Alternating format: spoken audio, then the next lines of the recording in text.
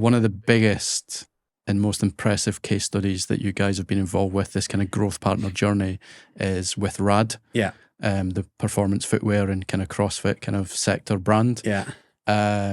Which, you know, you've been there since inception. So I think what we'll do is we're going to do a bit of a kind of R.A.D masterclass. So I'm going to pass over the reins to Tim, and Tim is going to kind of run through that growth journey, what that's looked like, and kind of like funny kind of moments along the way. Yeah. And we'll do a bit of a deep dive.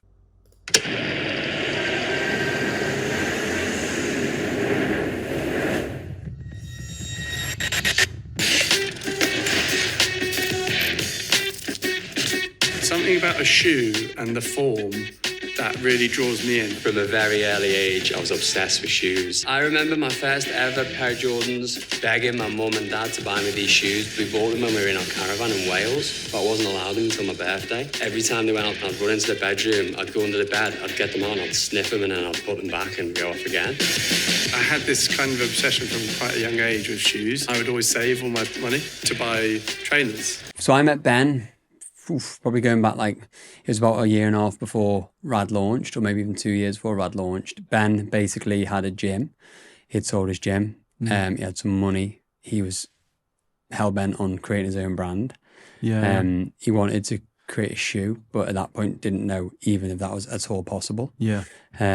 So he had been told to come and speak to me about a brand. Right. So what was very different about him was he was often I have to convince the person how important brand is, and how meaningful it is, and how like having your sort of ethos and vision and values established and all that sort of stuff. Yeah. Whereas he was like, even before we get near knowing what product we're going to make, I know we need to have a compelling story and brand story. That's quite rare for a sort of entrepreneur type or creative entrepreneur type to kind of have that vision from early doors, right? Completely different.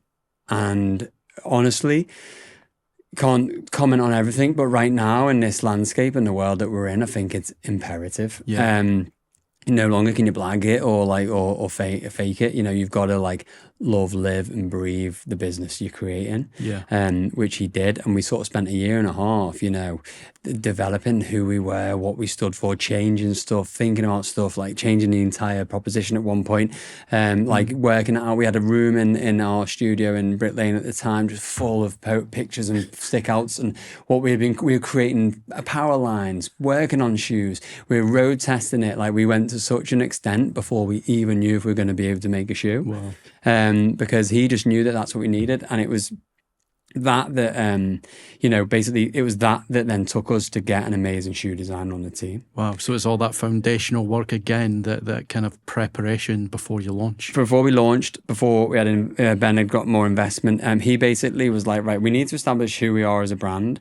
Then we need to find an amazing shoe designer. So he'd had an email with a shoe designer in Portland, Tom, who was ex-head of the kitchen at Nike, they call it. Wow. So head of innovation. Yeah. Tom, understandably, has been like, who are these two weirdos from the UK? Sent him an email and just said, I'm too busy, speak to me in 6 months. So I'd ruled that out and was trying to line up other people and meet other people. Ben, and the way he is, was like, I'm getting this guy. He was just set on it. Yeah, so unbeknown to me, 6 months almost to the day later, Ben was like, let's get that, week out, let's get that deck finalised. We're going to Portland. What, just like impromptu sort of like we're going to turn up? And he told him we were on a meeting, he'd agreed to a meeting, but he thought it was going to be like a Zoom from the UK. But Ben's like, we're knocking on the door. That's amazing. So where we were, it's like, got the flight, flew over, got to Portland, knocked on the door. Tom pitched a whole idea to him, and as soon as the meeting was done, he's like, I'm in. So he kind of bought into that sort of compelling story. But again, that foundational stuff, if you did turn up without that in the bag, they wouldn't have had any interest. Because he's, you know, everyone's getting constantly peppered by the newest startup, a new idea. Yeah. And like within 4.5 seconds, you realise it's financially, you know, the only drive is financial. Whereas with this, it was very clear that there was a much bigger sort of idea. I can't imagine how, like, obviously super competitive landscape, like how hard it is to actually make something from zero to success. Yeah. So what has that sort of growth journey looked like? As a bit of a snapshot in the sort of like, was it 6 or 7 years ago sort of the journey started? Well, yeah, but I think it's about 4 or 5 now. Okay. But it was wow. So we had them. So then the company, last time we looked into this, R.A.D is the fastest growing performance footwear company in the world. Wow. We have to stick a big banging donk of an asterisk on that because we can't find every single stat in existence. Yeah. So the official line is one of the, but I don't like saying one of the because we cannot find anyone grown at speed. Wow. Hoka and On at the time when we done this research, Hoka and On were growing to 300 to 500% less than we were. Really? Obviously, them guys, shout out credit where it's due. They've paved the way for new brands coming into the space and proving you can do it from a performance perspective. Yeah. But just to show how the way this business is going, it's insane. Yeah. So that's crazy, and it's crazy success. And the thing that's given me all of my confidence, Fluoro's confidence in like this offer that we sort of are putting out to the world is this is like road tested from nothing to the fastest growing performance footwear company in the world. Do you think part of the success is that it was sort of like a bit of a niche avenue in terms of the CrossFit lane, in terms of like this kind of, you know, like run culture recently is really booming, right? Yeah. But they're typically more just like general running shoes and stuff like that. But this was more of a CrossFit specific sort of thing. Right? Yeah, you've got to, with any business, you've got to really hone in on your niche. Yeah.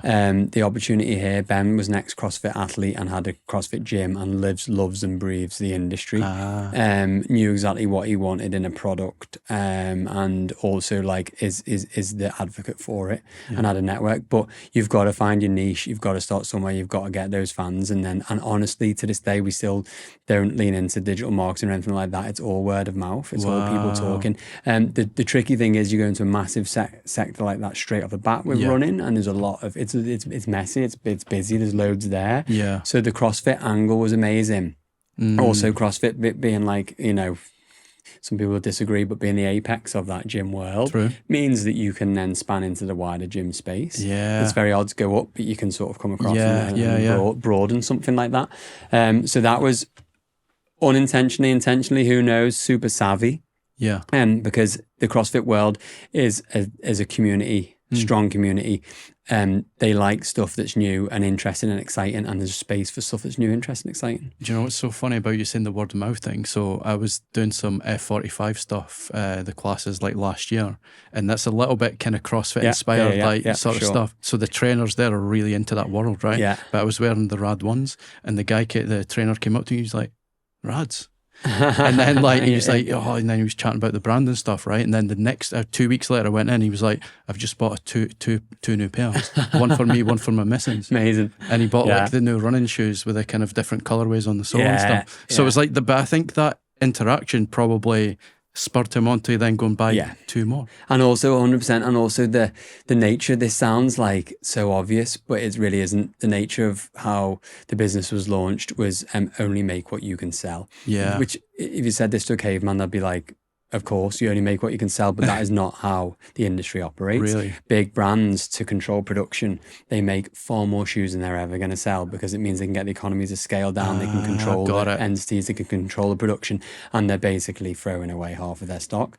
But it's but that also meant it unintentionally created demand because they sold out fast. I was going to say, so is that part of the kind of the launching model? It's like, okay, you launch them at certain times, or you build the hype, and it's like a release date, and it's like capped and stuff. It was never to like create hype. It was just to not have wastage. It was just make as many as you can sell, and then do a new colorway and then sell them. And it was almost like we first and foremost, you have to predict how much you might sell, and you might sell nothing, so you've got to keep it low and sensible. Also, you've got minimum orders that you need to make with the the industrial side of things and the manufacturers. So it was never to create hype, but what happened in turn was it created hype, because things from the first drop sold out instantly. Wow. So it was mental. But then that then makes you look at like what I call lifestyle brands and businesses, and that for me is just a much more sustainable way of creating product. Yeah, and there was that kind of serendipity moment where that kind of caught fire just because of the sort of natural people gravitating towards it sort of thing. Yeah, someone said, which I always say, like a lady said that we brought colour and creativity to an industry that didn't have any. Yeah, nice. At the time, when the discussion me and Ben had was exactly that, because we didn't talk about training, we didn't talk about CrossFit, we didn't talk about weights, we talked about stuff we were into. Yeah. We talked about streetwear, I hate even using that word, but brands, artists, musicians, all that sort of stuff. And then you looked at what the big companies were doing in this space, and it was super dark, grungy, live to train, sort of everything was dark, muscles popping. It was there was just nothing. There was no sense of personality, like, or color or warmth or none of that. Yeah. We were saying like but we believe like we're into skate culture, we're into this, we're into that, we're into the other. Like so's our audience. Yeah. So why doesn't it exist? It just felt obvious. Yeah. So it was do it because you think it's cool and because you love it, and it's like that idea people buy from other people's passions. Yes. You know? It's like put your passion into it, make sure that comes across, and then see if people jump on. It's similar to what we were saying earlier about the kind of Swiss design posters, where like, you know, that intrigue, you trust in people to kind of get it. Yeah. Like, and your audience are the people that are going to get it and are going to buy into it. And that's the only way, because I say it's a big sale, right? And we had one investor guy we spoke to early days, and we were like pitching it into him, and he sort of, he said, how much is your shoe? And I said, 120. He says, how much is Nike? I said, 120. He says, I buy Nike. And I was like, that person with that attitude is not, first of all, was not the right person. No. But also, the people you're asking to buy your shoe aren't buying it rationally, they're buying it emotionally. Yeah. Because you're saying this shoe that's been used by every single top athlete in the world ever is the same price. Yeah. So of course, rationally, you're buying that shoe. Yeah. But what you're saying is emotionally, what we're saying as a brand, what we stand for, our values, our ethos. Yeah. If you buy into that, then maybe you would be the person to take a risk on this. See, that's so cool. Like, see, going back to that little moment in the gym where that guy came up to me. If I was wearing Nikes or Adidas, that would never be an icebreaker. No. Yeah. Do you know what I mean? No Like, talking point. It really stands out, and it's like it is an icebreaker, but it kind of connects people as well. Yeah. Which is all kind of connected by that sort of community thing as Little well. sign, if you know type thing. Yeah. A little community, you know, and they're all byproducts. Yeah. Should we look at some kind of key stats in terms of like what actually this looks like in terms of the fastest growing footwear? Yeah. I mean, it's the fastest growing footwear company with that big banging donk I mentioned before. It really interestingly, the split of sales is 50 female, 50 male. Wow. Which is very unusual in this space. Yeah. As you know, if you think about the brands in this space are predominantly male, and the sort of the reaction to that has been female-only brands, right? Whereas no one trades like that, and that's not intentional. Like from our perspective, we've never tried to do anything specific, and that's probably why it's good, because it's not, doing anything falsely. Yeah. But I think basically it's more evocative, it's more emotive, it's more expressive, and an amazing byproduct of that is that we're getting equal split of who's buying it. That's really interesting, which is cool. 5 times revenue growth in the first 2 years, 98% sell through with 0 discounting. Wow. So again, I talk about models like the old fashioned retail model of you buy big, you advertise a small amount of it, and then you sell what's left in sale. Right. Like, how can we just get rid of that aspect of it and just buy small, sell small, and keep growing? And now the numbers we're doing are still huge. America, UK, is it? I think it might change now, but I think still more or less the same. 60% USA. Oh, so really? It's always going to be like a USA first mentality because the sport is so big over there and the opportunity is so big over there. Wow. With that sort of London, UK sort of culture mixed in there. Yeah. 30% UK and then 10% rest of the world. Super cool. Yeah, stats I really care about, I joke about, but there's at least 8 people who've got R.A.D tattoos on them. This is mental. How cool is that? So it's that kind of cult sort of following again? Yeah, people have been so into it that they've decided to get it tattooed on them, which is just nuts. How cool is that? Yeah, it's cool. And yeah, a big thing I talk about a lot is basically the difference between fans and consumers. It's this point I made earlier about it's not a rational decision, it's an emotional one. Yes. And if you think about a football fan, they probably know a few games into the season more or less where they're going to end up at the end of the season, but they're going to passionately fight to the death for their team. True. And tell them they're the best and argue their case and argue their corner because they're reacting emotionally, not rationally. So yeah, we've kind of chatted earlier about, the difference between concept and execution, the sort of John Hegarty quote, 80% concept, 80% execution. Yeah. You do need those foundational kind of levels, your toolkit, your kind of brand guidelines, etc. But brand expression is often overlooked by lots of brands. Yeah. And you fundamentally believe that brand expression is really where the kind of magic happens, right? Yeah, that's exactly it. It's everyone now. Well, more or less every single business in the world knows now they need an identity. Yeah. And they're probably going to need some sort of guidelines to help them sort of roll out that identity. And again, it's like that value added thing. And we know we need that, but the most overlooked thing is the expression. It probably has all sorts of different terms. It doesn't have to be called your expression, your creative direction, whatever you want to do. But it's like beyond that set of tools that you've just given me and the way I can use them, like how do we bring our brand to life? Yeah. So it's your tone of voice, your visual tone of voice, your energy, it's your like visual landscape, it's how you capture motion, it's how you capture stills, it's how you use illustration. It's basically just having a big, I talked the other day, like, the ridiculous and stupid and pointless sort of way of doing things. Like we're going to do a physical exhibition. So what we're going to do is we're going to paint this in our brand color and stick our logos all over it. Yeah. Like what, as a human being walking into an overly branded space, what does it does? You recoil. It's cold, isn't it? It's cold, it's branded, you feel like you're being sold to. It's the most horrible experience you could ever give someone. Yeah. So how is that a representation of your brand just because it looks like your identity? Yeah. Whereas when that gets interesting and you say, okay, you're not allowed to use our colour, you're not allowed to use our logo, what are you then going to do to that space? So you start thinking, well, maybe you have some sustainability properties, so should we use some sustainable materials? Maybe you're just really into interior design and you really love the way a walnut works alongside some stone with some corrugated aluminium. And like then you're then building a space which represents your brand. That is powerful. And you're creating a space that people want to be in, a place that people want to spend time in. And it's a visual representation of your brand without just slapping your logo and colour all over it. They feel it rather than just seeing the signposting of it. Exactly. And it's like, you go to a festival, a sick festival, and you have the best time of your life is because there's an energy and a vibe and the thing. But you go to one that's just like got like alcohol brands everywhere and it's horrible, So it's just like, just think about, just get away from this idea of like, just like the 3 R's, we used to call it like, repetition, recognition, reputation. Nice. And just the idea, just blanket it everywhere. People will recognize it and they'll buy into it. Why will you? Yeah. If it doesn't say something that you're interested in, you're not going to buy into it. Like that is a complete falsified, idea or concept. It's basically, how does it feel? What the feeling do you get from it? And what sort of experience that you have within there should be a reflection of your brand. Yeah, that's like the kind of 0-calorie meal version of branding, isn't it? Just easiest thing. Yeah.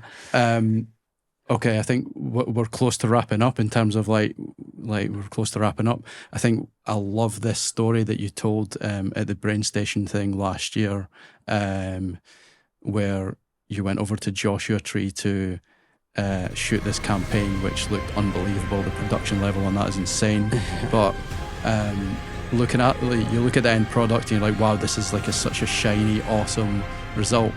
But how did it actually unfold in terms of like bringing that all together? Like, that was fun. It was a big moment at the end of the year.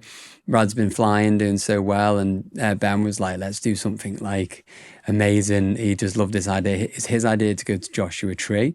And we have this whole thread running through the brand of this idea of solar punk. And I'm not going to get too deep into it now, but it's just this idea of you can depict the world. So if you think about all of the films and movies and things in culture that have depicted this cyberpunk existence, so it's like tall skyscrapers, electricity, like, holograms. Like, if you think like that's how we've depicted the future and that's what we've ended up building, and that's what we're living now. When you look outside your door, and actually it's not that good. It's not good in the world.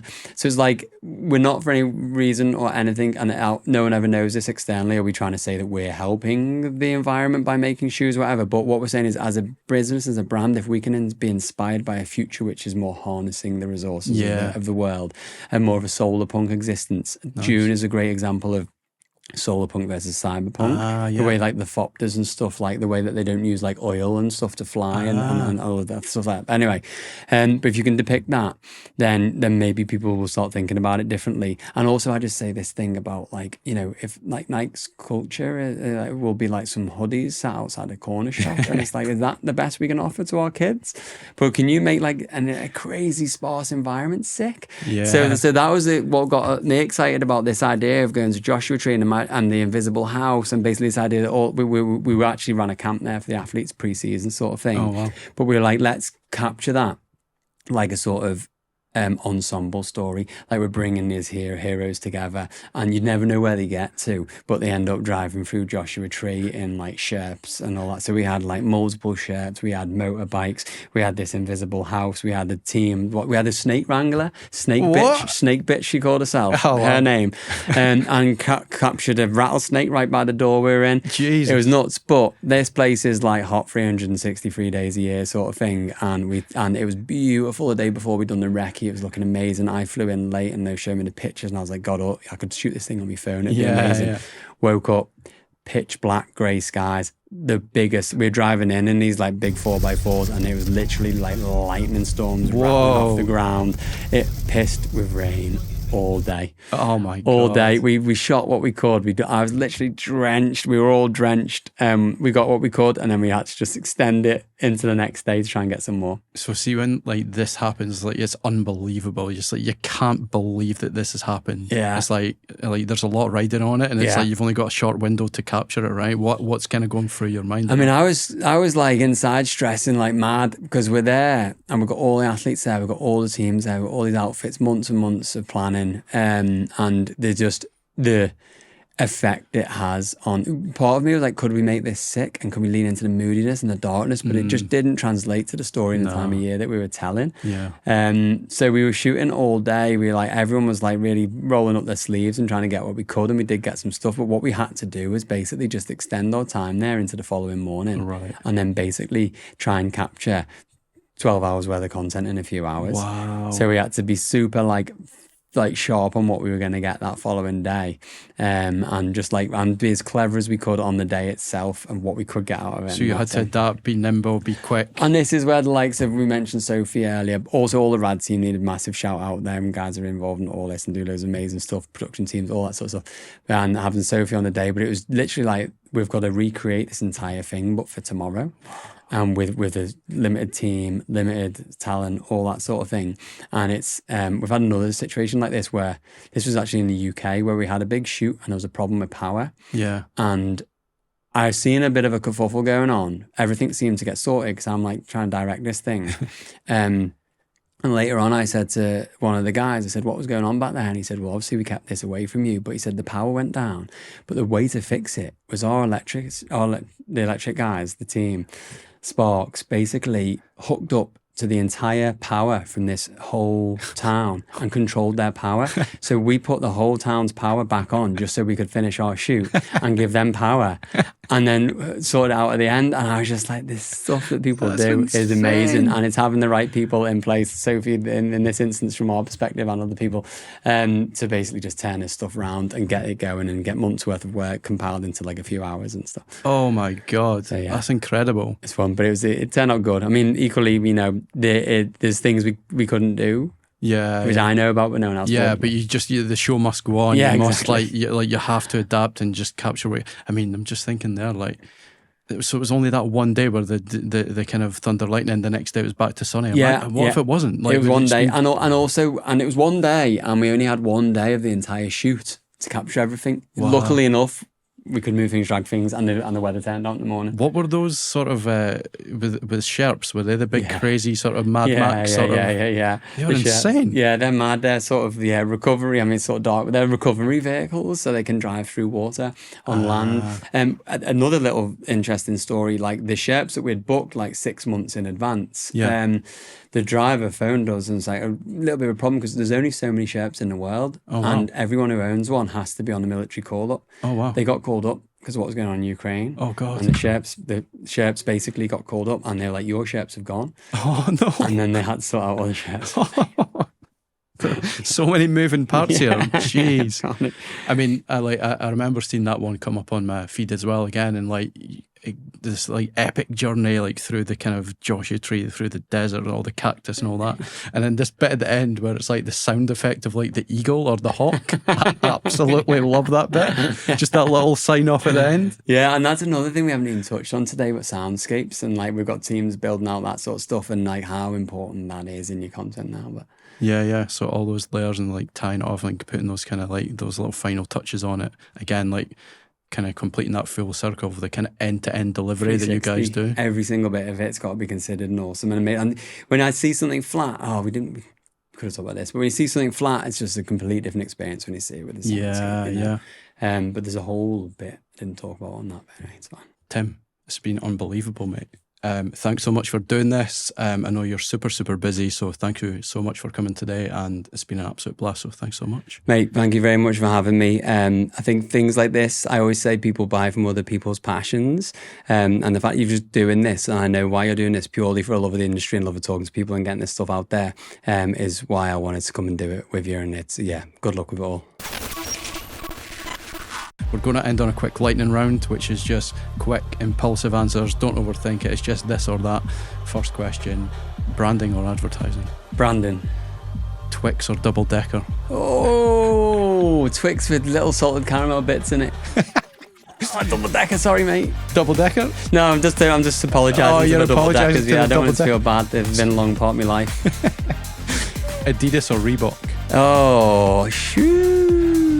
This is so controversial because Reebok had done so many things back in the day and then now I've completely and utterly just flopped. So I've got to give it to Adidas for longevity. Oh, wow. Name a fashion brand that we should be checking out. I'm going to give you two. One which I've been into for a long time but is now hitting the heights is Willy Chavaria. So what he's doing and has been doing amazingly well is now hitting the heights. Adidas have collabed with him recently. Been into him for a long time. R123 is another one. Nice. Sick, especially anyone's into graphics, graphic design. They have this whole line of their stuff which is super like experimental. Love their stuff. Tennis or snowboarding? Snowboarding. What's the key to being a good creative director? Seeing and harnessing talent. Nice, love that. Last one, Oasis or the Smiths? I've got to give it to the Smiths for integrity, but feeling and emotion, you got to give it to Oasis. That's a fucking fence, isn't it? So is it Smiths or Oasis? What we said? Who are going to give that to? I mean, let's say Oasis have had more of an impact on people's lives. Give it up for Oasis, making their TV debut with Supersonic.